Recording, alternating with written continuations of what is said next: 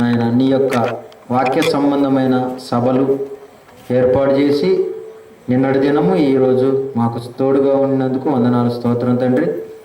ఈ సమయంలో నీ యొక్క మాటలు ముందుగా కొన్ని తండ్రి ధ్యానించుకొని చుండగా చెప్పుచున్న నాకు సమయోచితమైన జ్ఞానమును దయచేయండి, వినుచున్న వారికి వివేకమును దయచేయమని యేసుక్రీస్తు నామములో ప్రార్థన అడుగుచున్నాం తండ్రి. ఆమేన్. మీ అందరికీ యేసుక్రీస్తు నామములో వందనాలు తెలియజేస్తున్నాం. క్రీస్తు ఆగమనం విశ్వ వినాశనం. క్రీస్తు ఆగమనం విశ్వ వినాశనంలో ఎలాంటి సూచనలు, ఎలాంటి గుర్తులు ఉంటాయో మనము నిన్నటి దినమున కొన్ని సంఘటనలు తెలుసుకున్నాం. యేసుక్రీస్తు వారు మొదటి రాకడలో రక్షకుడుగా మానవులందరినీ పాపము నుండి విడిపించే విమోచకుడుగా వచ్చాడు. ఈ రెండవసారి రాబోతున్నాడు. అది రెండవ రాకడ అంటాం మనం, క్రీస్తు ఆగమనం. ఈ రెండవ రాకడలో మనుషులను రక్షించడానికి కాదు, కానీ ఆయన నమ్మని వారిని శిక్షించడానికి, నమ్మిన వారిని తీసుకొని పోవటానికి, ఈ విశ్వ వినాశనం చేయటానికి రాబోతున్నాడు. అయితే దానికి ముందు జరిగే గురుతులు అనేవి మనము నిన్న కొన్ని సంఘటనలు చూసాం. ఈరోజు కూడా ఒక సంగతి, అది బైబిల్లో రాయబడినది, యేసుక్రీస్తు వారు చెప్పినది. రెండవ రాకడలో మరి జరిగే, రెండవ రాకడకు ముందు జరిగే గుర్తుల్లో ఒక సూచన చెప్తున్నాడు. లోకాసువార్త 17వ అధ్యాయం 32వ వచనం. లోకాసువార్త 17వ అధ్యాయం 32వ వచనం. లోతు భార్యను జ్ఞాపకము చేసుకొనుడి. లోతు భార్యను జ్ఞాపకం చేసుకొనుడి. ఎంతోమంది నీతిమంతుల భార్యలు ఉన్నారు, వారిని జ్ఞాపకం చేసుకోమని అంటం లేదు. లోతు భార్యను జ్ఞాపకం చేసుకొనుడి అంటున్నాడంటే, లోతు భార్యను జ్ఞాపకం చేసుకోవలసినంత జ్ఞాపికలు, జ్ఞాపకం అంటే గుర్తుంచుకోవటం, లోతు భార్యను గుర్తుంచుకోవలసినంత గుర్తు ఏముంది అని మనం ఆలోచించినట్లయితే, సొదొమ గొమొర్రా పట్టణములు దేవునికి వ్యతిరేకముగా పాపము చేస్తున్నప్పుడు దేవుడు వాటిని అగ్ని గంధకాలతో కాల్చివేయటానికి దూతలను పంపాడు. ఆ దూతలు లోతుని సొదొమ గొమొర్రా పట్టణముల్లో నుండి బయటికి రమ్మని, సొదొమలో నుంచి బయటికి రమ్మని చెప్పటం జరిగింది. ఆ మాట మనం చూసినప్పుడు ఆదికాండం 19వ అధ్యాయం, ఆదికాండం 19వ అధ్యాయము 12వ వచనం. అప్పుడు ఆ మనుషులు లోతుతో చెప్తున్నారు, ఇక్కడ నీకు మరి ఎవరున్నారు? నీ అల్లుళ్ళను, కుమారులను, కుమార్తెలను అందరినీ వెంట పెట్టుకొని బయటికి తీసుకొని రా అంటున్నాడు. అలాగే 15వ వచనం. తెల్లవారినప్పుడు ఆ దోతలు లోతును త్వరపెట్టినప్పుడు, లెమ్ము, ఈ ఊరి దోష శిక్షలో నశించిపోకుండా నీ భార్యను, ఇక్కడున్న నీ ఇద్దరు కుమారులను తీసుకొని రమ్మని చెప్పాను. దేవదూతలు చెప్తున్నారు, నీ పిల్లలను తీసుకొని రా అంటే అల్లుళ్ళు రావని చెప్పేసి కుమారులు రావని తేల్చేశారు. ఇక కుమార్తెలను తీసుకొని, నీ భార్యను తీసుకొని బయటికి రమ్మని చెప్పేసి ఆయన చెబుతున్నాడు. అలాగే 17వ వచనం. ఆ దూతలు వారిని వెలుపలికి తీసుకొని వచ్చిన తర్వాత ఆయన నీ ప్రాణమును దక్కించుకున్నట్లు పారిపోము, నీవు వెనుకకు చూడకుము. నువ్వు వెనక చూడొద్దు, వెనక్కు చూస్తే నశించిపోతావు. నువ్వు నశించిపోకుండా వెనక చూడకు అని చెప్పేసి, పారిపో అని చెప్పేసి దేవుడు దేవదూతల ద్వారా వీళ్ళకి చెబుతున్నాడు. వీళ్ళ కుటుంబాన్ని బయటికి రమ్మంటున్నాడు. ఎందుకంటే ఎవరు నమ్మట్లేదు కదా, నీవు నీ కుటుంబాన్ని తీసుకొని బయటికి వచ్చేసేయని చెప్పేసి దేవుడు చెప్పాడు. వాళ్ళు వెళ్తూ ఉన్నారు. ఆ తర్వాత ఏమైందంటే, వెనక చూడొద్దన్న దేవుని మాటను 19వ అధ్యాయం 20వ వచనం. వాళ్ళు బయటికి వెళ్ళారు. బయటికి వెళ్ళిన తర్వాత ఏమైందంటే, సొదొమ మీద, గొమొర్రా మీద, చుట్టుపక్కల ఉన్న ప్రాంతాల మీద అగ్ని గంధకాలు కురిసినాయి. అగ్ని ప్లస్ గంధకం అంటే అగ్నికి గంధకం తోడైతే ఎక్కువగా మండుతుంది. అగ్ని గంధకాలు కురిసి ఆకాశం నుండి కురిసిన ఆకాశం నుండి మనకి వర్షం కురవటం తెలుసు, కానీ అగ్ని గంధకాలు కురవటం మనకి తెలియదు. కనుక అగ్ని గంధకాలను కురిపించి ఆయన మొత్తాన్ని నాశనం చేశాడు. మనుషులను, వాళ్ళు కట్టుకున్న ఇళ్లను, మొత్తం నేల మొలకలు, వాళ్ళు పండిన పంట నేల మొలకలు కూడా మొత్తం నాశనం అయిపోయినాయి. అంత గొప్ప నాశనము మధ్య వీళ్ళు బయటకు వచ్చేసారు. బయటకు వచ్చిన తర్వాత దేవుడు చెప్పాడు వెనక్కి చూడొద్దని. కానీ ఆమె ఏం చేసిందంటే 26వ వచనంలో, అయితే లోతు భార్య అతని వెనుక నుండి తిరిగి చూచి ఉప్పు స్తంభమాయను. లోతు భార్య వెనక్కి తిరగొద్దు, చూడొద్దు అని అంటే చూసేసింది. చూసి ఏమైంది? ఉప్పు స్తంభమైంది. ఆమె అనేకులకు పాఠముగా ఉండటానికి యేసుప్రభు వారు చెప్తున్నారు, లోతు భార్యను జ్ఞాపకము చేసుకొనుడి. లోతు భార్యను జ్ఞాపకము చేసుకొనుడి. లోతు భార్య చేసినటువంటి పని, ఆమె యొక్క జీవితంలో ఉన్న ఆశయం ఏంటంటే నీతిమంతుడకు లోతుకి భార్యగా ఉంది. నీతిమంతుడకు లోతుకు భార్య. దేవుడు లోతుని ప్రేమించాడు, లోతుని ఆయన గొప్పగా చూస్తున్నాడు. కాబట్టి లోతు భార్య అంటున్నాడే కానీ లోతు భార్య పేరు చెప్పటం లేదు దేవుడు. అంటే లోతు అంటే ఆయనకు బాగా ప్రేమ అన్నమాట. అందుకని లోతు భార్య అంటున్నాడు. ఈమె ఏం చేసిందంటే లోతు నీతిమంతుడుగా ఉన్నప్పుడు ఆయన ఆ పట్టణంలో ఉన్నటువంటి సొదొమ గొమొర్రా పట్టణంలో ఉన్నటువంటి పరిస్థితిని చూసి ఆయన ఎలా ఫీల్ అయ్యాడో మనం చూసినప్పుడు పేతురు రాసిన 2వ పత్రిక 2వ అధ్యాయం 7వ వచనంలో, దుర్మార్గుల కామ వికారయుక్తమైన నడవడి చేత బహు బాధపడిన నీతిమంతుడకు లోతుంటాం. ఇక్కడ ఆ సొదొమలో దుర్మార్గులు ఉన్నారు, ఆ సొదొమలో కామ వికారయుక్తమైన నడవడితో ఉన్నారు. వాళ్ళని చూసినప్పుడు నీతిమంతుడైన లోతు బాధపడుతూ ఉండేవాడు, వారిని బట్టి బాధపడుతూ ఉండేవాడు.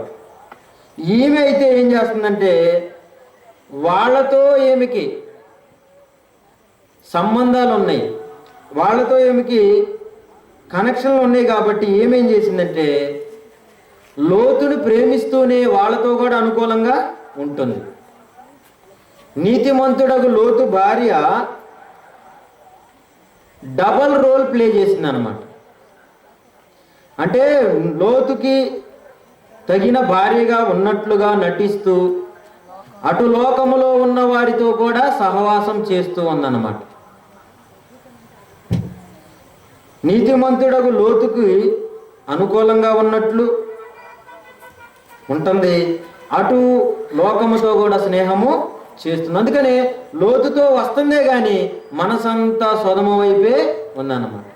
సొదములోని సొగసులు, సొదములోని అందాలు, సొదములోని ఆ యొక్క అనుబంధాలు, సొదములో ఉన్నటువంటి వాటన్నీ ఆమె గుర్తొస్తున్నాయి. భర్త వెంట వస్తుంది, లోతు వెంట వస్తుందే కానీ మనసంతా సొదమ వైపే ఉంది. సొదముని విడిచిపెట్టింది కానీ మనసు నిండా సొదమే ఉంది. అందుకని ఆమెకు ఆగలేకపోతుంది. ఆగలేక ఈయనమిటి వచ్చి ఎంతసేపు అని వెంటనే వెనక్కి చూసేసింది. వెంటనే దేవుడు చెప్పినట్టుగా ఇక వెనక్కి చూస్తే మరి నువ్వు నశిస్తావన్నాడు. వెంటనే ఆమె ఉప్పు స్తంభముగా మారిపోయింది. అందుకే దేవుడు అంటే లోతు భార్యను జ్ఞాపకం చేసుకుంటా. లోతు నీతిమంతుడే, నీతిమంతుని భార్యలు, సేవకుని భార్యలు, వారు జాగ్రత్తగా ఉండాలి అని చెప్తున్నాడు. లోతు భార్యను జ్ఞాపకము చేసుకోండి. వెనక తిరగొద్దంటే తిరిగింది. అందుకని దేవుడు మనకి కొన్ని ఉదాహరణలు, హెచ్చరికలు చెప్తున్నాడు. లోకాసువార్త 9:62 వచనం. లోకాసువార్త 9:62. యేసు నాగటి మీద చెయ్యి పెట్టి వెనుక తట్టు చూచువాడు ఎవడును దేవుని రాజ్యమునకు పాత్రుడు కాదు. నాగటి మీద చేయి పెట్టినప్పుడు ముందు చూస్తూ దున్నుకుంటూ వెళ్ళాలి. అంటే అరక అన్నమాట. మనకి తెలియాలంటే అరక.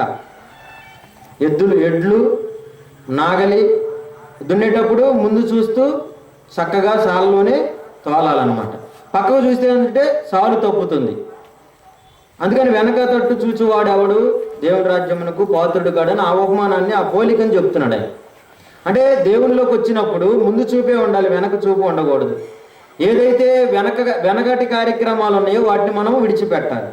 ఫిలిప్పీ పత్రిక 3:13 ఫిలిప్పీ పత్రిక 3:13 సహోదరులారా ఇదివరకే పట్టుకొని ఉన్నానని తలంచుకొనును. అయితే ఒకటి చేయుచున్నాను, వెనుక ఉన్నవి మరచి ముందున్న వాటి కొరకై వేగిరపడాలి. వెనుక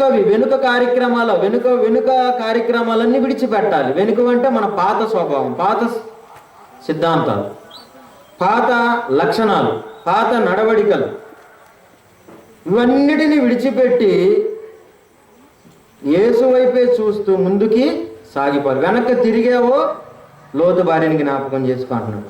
లోతు భార్యని జ్ఞాపకం చేసుకున్నాడు. అలాగే హెబ్రీ పత్రిక 10:38-39 హెబ్రీ పత్రిక 10:38-39 నా ఎదుట నీతిమంతుడైన వాడు విశ్వాస మూలముగా జీవించును గాని అతడు వెనుక తీసిన ఎడల అతని యందు నా ఆత్మకు సంతోషము ఉండదు. ఇంకా 39 అయితే మనము నశించుటకు వెనుక తీయవారము కాము.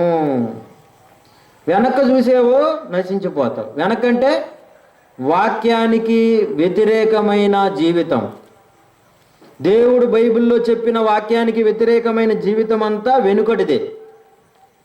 నువ్వు విడిచిపెట్టినది.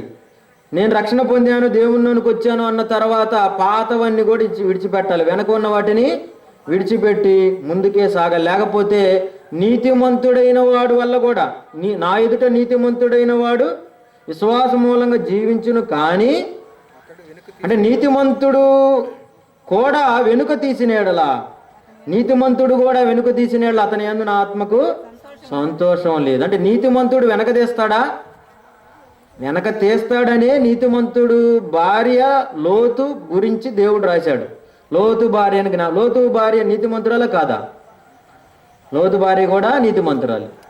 లోతు నీతిమంతుడే, లోతు భార్య కూడా నీతిమంతురాలు. కానీ నీతిమంతుడైన వాడు, నా ఎదుట నీతిమంతుడైన వాడు విశ్వాస మూలంగా జీవించును గాని అతడు వెనుక తీసిన ఎడలా, వెనక తీసే అవకాశాలు ఉంటాయా? ఉంటాయి. ఎందుకంటే ఈ లోకం అనేది అంత ఆకర్షణగా ఉంది, లోకం అనేది అంత అందముగా ఉంది, లోకం అనేది చాలా అనుబంధంతో ఆకర్షిస్తుంది బాగా. అందువల్ల మనిషి వెనుక తీసే అవకాశము చాలా చాలా చాలా ఉంది. అందుకన్నాడు నా ఎదుట నీతిమంతుడైన వాడు వెనుక తీసిన ఎడల అతని యందు నా ఆత్మకు సంతోషము ఉండదు అంటున్నాడు. అంటే నీతిమంతుడు కూడా వెనుక తీస్తాడు, నీతిమంతుడు కూడా వెళ్ళిపోతాడు. రక్షించబడటం దుర్లభం అంటున్నాడు. పేతురు రాసిన 1 పేతురు 4:18 పేతురు రాసిన మొదటి పత్రిక 4:18 నీతిమంతుడే రక్షించబడుట దుర్లభమైతే భక్తిహీనుడు పాపి ఎక్కడ నిలుతురు. నీతిమంతుడే రక్షించబడటం దుర్లభం అంటే కష్టం అంటున్నాడు, సులభం కాదు. నీతిమంతుడే రక్షించబడుట దుర్లభమైతే భక్తిహీనుడు పాపి ఎక్కడ నిలుస్తారు అంటే భక్తిహీనులు పాపులు తేలిక కొట్టుకొని పోతారు. కనుక నీతిమంతులు కూడా రక్షించబడే విషయంలో చాలా వెనుక తీసే అవకాశం ఉంది. కాబట్టి మీరు చాలా జాగ్రత్తగా ఉండాలి. లోతు భార్యని జ్ఞాపకం చేసుకోండి. లోక 17:33 లోక 17:33 లోక 17:33 తన ప్రాణమును రక్షించుకొని కోరువాడు దాన్ని పోగొట్టుకొనివాడు దాన్ని సజీవముగా. ఇక్కడ ఏం చేసిందంటే లోతు భార్యను జ్ఞాపకం చేసుకోమన్నాడు కదా, ఆది కాండంలో మనం అంతా చూస్తున్నాం. ఆ యొక్క సారాంశం అంతా కూడా 33 చెప్తున్నాడు. ఏమని? తన ప్రాణమును రక్షించుకొనగోరువాడు దాన్ని పోగొట్టుకొను. అంటే ఈమె ప్రాణమును రక్షించుకోనుంటుంది. ప్రాణం అంటే ఇక్కడ ఆమె ప్రేమించిన వస్తువులు, ఆమె ప్రేమించిన వ్యక్తులు, ఆమె ప్రేమించిన అన్నీ. ఒక ప్రియుడు ప్రేయస్తో పాడుతాడు, నా ప్రాణమా అంటున్నాడు. అంటే ప్రేయస్ని ఏమంటున్నాడు? నా ప్రాణం అంటున్నాడు. అంటే నువ్వు బాగా ప్రేమించింది నీకు ప్రాణం అన్నమాట. కొంతమంది పిల్లల్ని ప్రేమిస్తారు, నా ప్రాణం అంటారు. పిల్లలు ఎవరో నా ప్రాణం. కొంతమంది బంగారాన్ని ప్రేమిస్తారు, బంగారం అంటే నాకు ప్రాణం. కొంతమంది ఇల్లుని ప్రేమిస్తారు, నాకు ఇల్లు అంటే ప్రాణం. కొంతమంది ఉద్యోగాన్ని ప్రేమిస్తారు, నాకు ఉద్యోగం అంటే ప్రాణం. ఉద్యోగానికైనా దేవుని పనులకు ఆటంకంగా ఆపుతారు, కానీ ఉద్యోగానికి మాత్రం మానుకోరు. అంటే ఉద్యోగం ఏంటది? ప్రాణం. అలా ఈ లోకంలో మనం ఎక్కువగా దేన్నైతే ప్రేమిస్తున్నామో, దేవుణ్ణి పక్కన పెట్టి దేన్నైతే ఎక్కువ ప్రేమిస్తున్నామో అదే నీ ప్రాణం. నీ ప్రాణము, ఎవడైనా తన ప్రాణమును ప్రేమించుకొని కోరువాడు దాన్ని పోగొట్టుకుంటాడు. నీవు రక్షించుకోవాలనుకుంటే ఏం చేయాలంటున్నాడు? దాన్ని పోగొట్టుకొని వాడు దాన్ని సజీవంగా, అంటే నువ్వు వాక్యం కోసం లోకాన్ని, మనుషులను, నువ్వు ప్రేమించే వ్యక్తులన్నింటినీ కూడా విడిచిపెట్టాలి. అది పోగొట్టుకోవటం అంటే. ప్రాణం పోగొట్టుకోవటం అంటే, ప్రాణం అంటే ఏంది? నా ప్రాణమా? ఏది నీ ప్రాణం? నీ ప్రాణం ఏది? పిల్లల, బంగారమా, వస్తువుల, ఉద్యోగమా, ధనమా, ఇవన్నీ ఉండే కదా. ఇవన్నీ నువ్వు ఎక్కువగా ఏది ప్రేమిస్తావో అదే నీ ప్రాణం. కనుక తన ప్రాణమును ప్రేమించేవాడు దాన్ని పోగొట్టుకొని. ఏం ప్రేమించింది? ఎక్కడ ప్రేమించింది? ఏం ప్రాణం ఆడందే? మొత్తం సొదొమలో ఉందన్నమాట.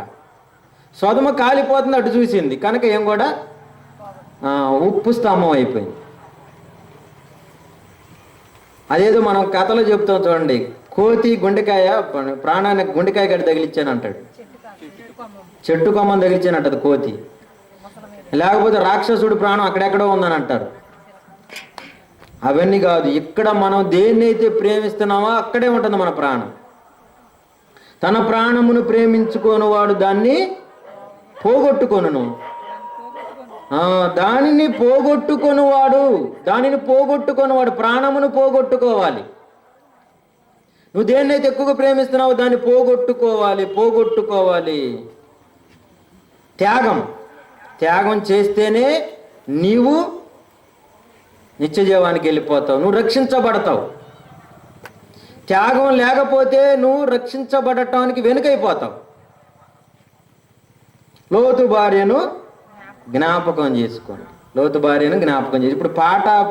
ఇప్పుడు ప్రసంగం విన్నాం, పాట పాడి ఆ పాటలో వీడియో క్లిప్పింగ్స్తో చూసిన తర్వాత మనము ఈ యొక్క సందేశాన్ని ముగించుకుందాం. ముఖ్య వాక్య సందేశాన్ని విందాం. ఇప్పుడు ఒక పాట, ఇళ్ళలో నీతిమంతుని కానీ పాట చూడండి.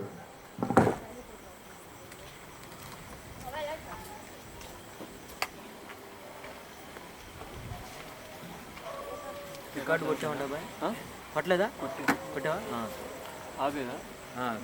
అట్లే ఉంచు.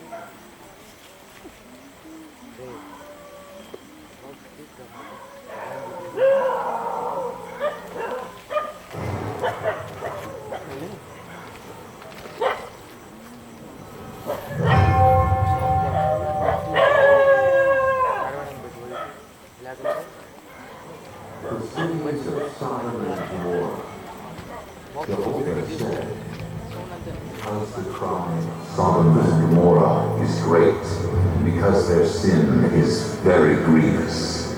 I will go down now and see what they have done. The cities of Sodom and Gomorrah were full of evil, licentiousness, rampant with murder, and indulgence in extravagant pleasures. They reached the point of clamoring against God, of fighting against Him, and raging His disposition. Where are the men which came into you this night? Bring them out to us, that we may know them.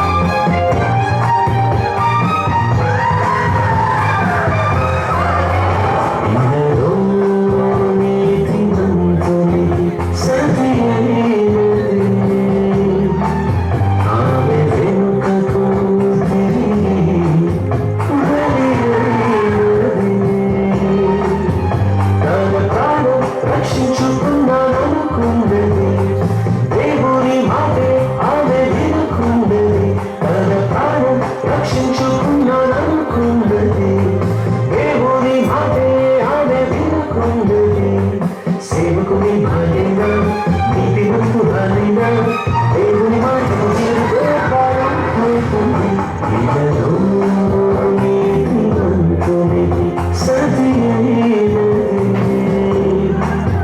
ఆమె వెనుకకు తిరిగి మరయైనది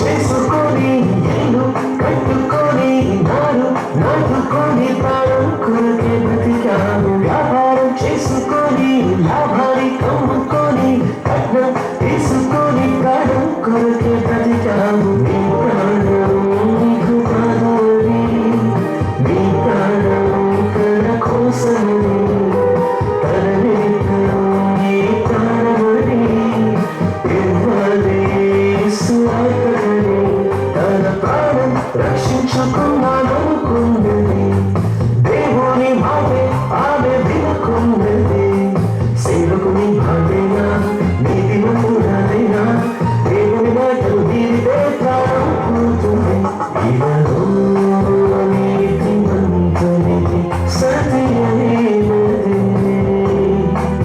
ఆమె వెనుకకు తిరిగి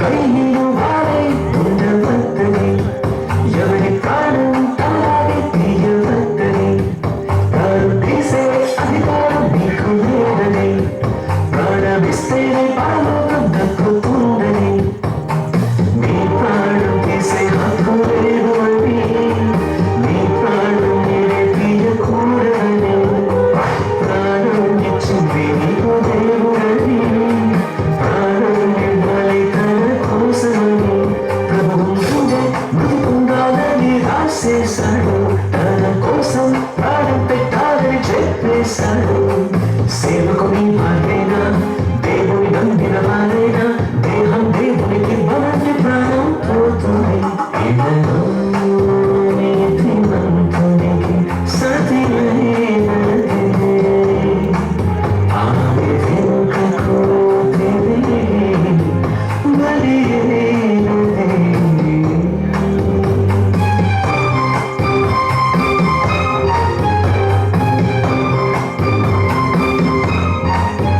ప్రభువు నుండి మృతి పొందాలని రాసేశాడు తన కోసం ప్రాణం పెట్టాలని చెప్పేశాడు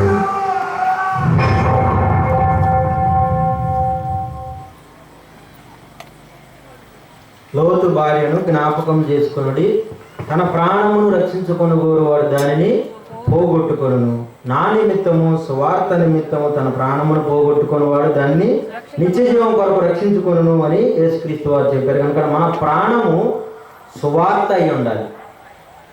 మన ప్రాణము సువార్త అయి ఉండాలి కాబట్టి దానికోసం మన జీవితాన్ని త్యాగం చేయాలి అనేది మరి ఈరోజు మరి మొదటి సందేశంలో మీకు తెలియజేస్తూ ముగిస్తున్నాను. ముఖ్య వాక్య సందేశాన్ని మనం విందాం. ఇంతటితో చిన్న ప్రార్థన చేసుకుందాం. ప్రేమగల తండ్రి, పరిశుద్ధుడ, చెప్పబడిన నీ మాటలను దీవించండి. అనేకులు సత్యాన్ని తెలుసుకునే అవకాశాన్ని కలిగించండి. తర్వాత నీ కుమారుని ద్వారా అనేక సంగతులు మాట్లాడమని యేసుక్రీస్తు నామములో ప్రార్థన అడుగుతున్నాం తండ్రి. ఆమేన్.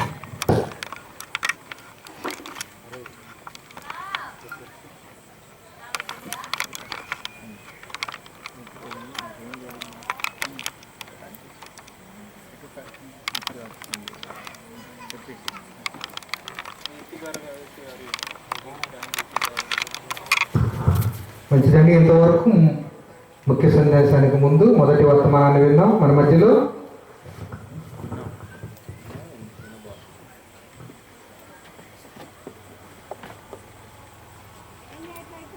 ముఖ్య సందేశాన్ని అందించడానికి Bible open university international additional deputy director అయినటువంటి కె అనిల్ కుమార్ గారు మన మధ్య ఉన్నారు. మరి అన్నయ్య ముఖ్య సందేశాన్ని అందించవలసినదిగా ఈ సమయాన్ని అన్నయ్య గారికి అప్పగిస్తున్నాను.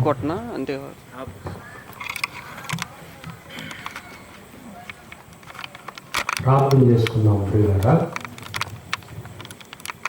ప్రేమ కలిగిన మా తండ్రి, మీకు వందనాలు నాయన. ఈ 2వ దినపు సభలో